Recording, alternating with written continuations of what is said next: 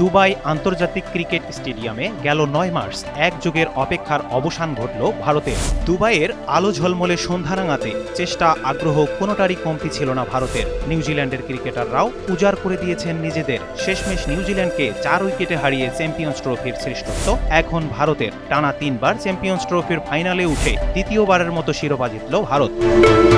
প্রথমে ব্যাটিংয়ে নেমে ৫০ ওভারে ৭ উইকেটে ২৫১ রানে থামে নিউজিল্যান্ড। জবাবে ৪৯ ওভারে ৬ উইকেটে ২৫৪ রান করে জয়ের বন্দরে ভারত।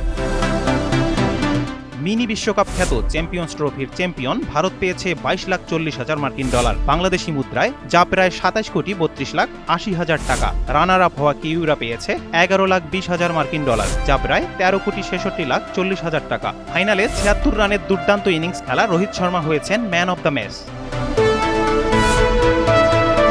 উদীয়মান তারকা হিসেবে ২২৩ ওয়ানডে বিশ্বকাপে আলো ছড়ানো রাসিন রবীন্দ্র হয়েছেন টুর্নামেন্ট সেরা। ব্যাটিং বোলিংয়ে চমৎকার পারফরমেন্স ছিল এই কিউ তারকার। ২৬৩ রান করে ব্যাটারের তালিকাতেও আছেন শীর্ষে। সেরা বোলারের তালিকায় শীর্ষে আছেন ম্যাট হেনরি, ৪ ম্যাচে নিয়েছেন ১০ উইকেট। দ্বিতীয় ও তৃতীয় অবস্থানে থাকা বরুণ চক্রবর্তী ও মোহাম্মদ শামি নিয়েছেন ৯টি করে wicket. Mahmud Rafi, NTV online.